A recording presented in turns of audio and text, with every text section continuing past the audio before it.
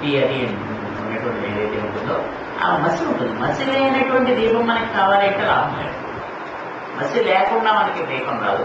ఆ కింద ఉండేటువంటి చీకటి లేకుండా దీపం రాదు. దీపం అనేటువంటి అంటే ఆ దీపములు ఏవైతే ఉంటాయి ట్యూబ్లైట్ కూడా కింద చిన్న నీడ ఉంటుంది, మనకి తెలియదు కదా, కొంచెం ఉంటుంది. ఆ రకమైనటువంటి అంటే ఏదైనా సరే దీపం వెలిగించుకోవాలి అంటే ఆ మసి అనేటువంటి మనకి.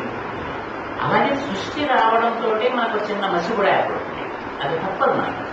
ఎక్కడైనా సరే దేంట్లో అయినా సరే అనుకునేటువంటి ఏది చేసినా సరే మనకి తుక్కు అనేటువంటిది ఏ రకంగా బయటకు వస్తూ ఉంటుందో ఆ పని జరుగుతుంది. కొంచెం వేస్ట్ మెటీరియల్ లాంటిది ఏదో ఉంటుంది.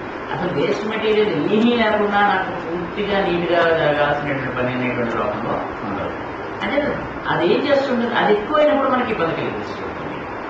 ఏదైనా సరే వ్యర్థ పదార్థం అనేటువంటిది అది తప్పనిసరిగా ఉంటుంది.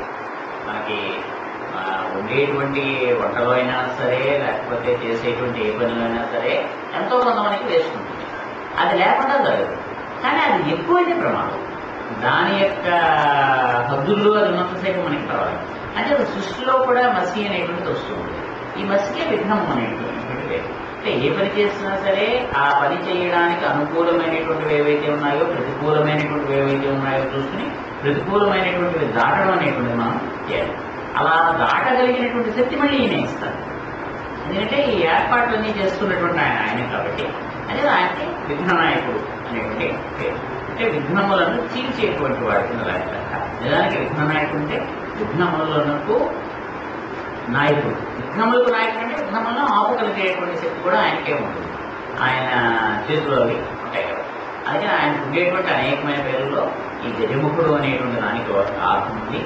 ఈ గణపతి అనేటువంటి దానికి గణపతి నాయకుడు అనేటువంటి ఉంది.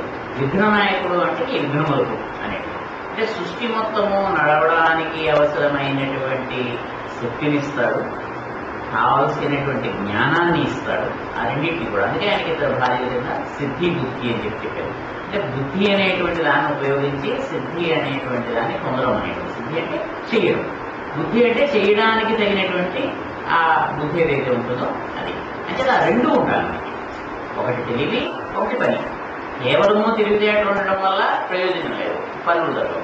పనులు ఒకటి మనం చేస్తాము అంటే తెలివితేటలు లేకుండా మనం పనులు చేసుకోలేము. అంటే రెండు ఉండాలి కాబట్టి సిద్ధి బుద్ధి అనేటువంటిదిలో భార్యల కింద చెప్పారు. అంటే సిద్ధి వినాయకుడు అని చెప్పి వరసిద్ధి వినాయకుడు అని ముఖ్యంగా మనం చేసేటువంటిది అంటే ఈ వినాయకుడికి అంటే సృష్టిలో ఎంతమంది గణపతులు ఉన్నారు అంటే అనేక మంది గణపతులు అని చెప్పి గణపతి ఉపనిషత్తులో కానీ అంటే గణపతి పురాణంలో కానీ వాటిలో కానీ చెప్తారు. అంటే కొన్ని వందల మంది గణపతులు ఉన్నారు అని, ఒక్కొక్కళ్ళు ఒక్కొక్క రకమైనటువంటి పనులు చేస్తారని. ఇందులో మనం పూజ చేసుకునేటువంటి ఆయనకి ప్రత్యేకంగా వరసిద్ధి వినాయకుడు అని పేరు. మనం కోరినటువంటి వరములని ఆయన ఇచ్చి మనం కోరినటువంటి కోరికల్ని సిద్ధింపజేస్తాడు కాబట్టి ఇది వరసిద్ధి వినాయకుడు అని చెప్పి. అలా అనేకమైనటువంటి గణపతులు మా ఈ గణపతుల యొక్క మనం ఎప్పుడైనా ఏదైనా పుస్తకంలో కానీ దాంట్లో చూస్తే ఉచ్చిష్ట గణపతి అని చెప్పి ఇలాగ రకరకాలైనటువంటి గణపతులు మనకి ఒక్కొక్కరు ఒక్కొక్క రకమైనటువంటి దానికి.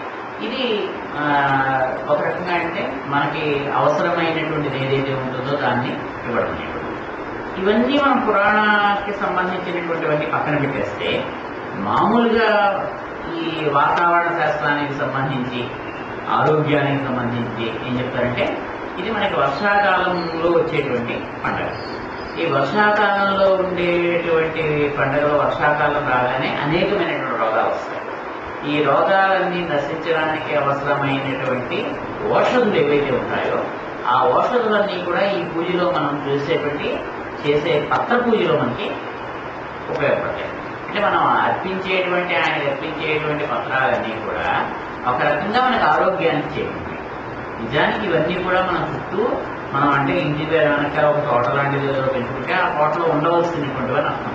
అంటే నిత్యము వాటి నుంచి వచ్చేటువంటి గాలి కనుక మనం పీలిస్తే మనం ఆరోగ్యంగా ఉంటాం.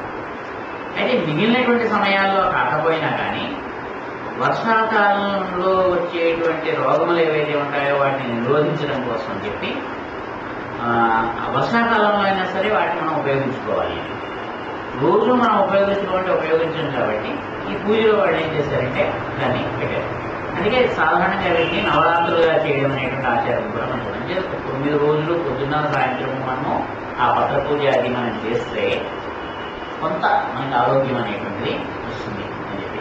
లేదా ఆ రకంగా మనకి చేసేటువంటి పర్వదినాలు అన్నింటిలోనూ కూడా ఏదో ఒక రకమైనటువంటి ఆరోగ్య కారణం కానీ లేదా ఏదో ఒక రకమైనటువంటి ఈ ఆధ్యాత్మికమైనటువంటి కారణం కానీ కలిపి పెడుతూ వాటి వెనకాల సృష్టిలో ఉండేటువంటి తత్వం ఏదైతే ఉందో ఆ ప్రతి తత్వాన్ని ఒక దేవుడిగా చిత్రీకరించుకుని ఆ దేవతకి మనం కొన్ని శక్తుల్ని ఆపాదించుకొని ఆ శక్తుల్ని మనం ఉపాసించడం ద్వారా మనలో అటువంటి వాటిని ప్రేరేపించుకుని ఆ రకమైనటువంటి తత్వానికి మనం ఎదగడము అనేటువంటి ఒక సాధన ఏదైతే ఉంటుందో దానికి మనకి చెప్తాం. ఇది సూక్ష్మంగా మనం ఈ వినాయక చవితి గురించి చెప్పుకోవడానికి.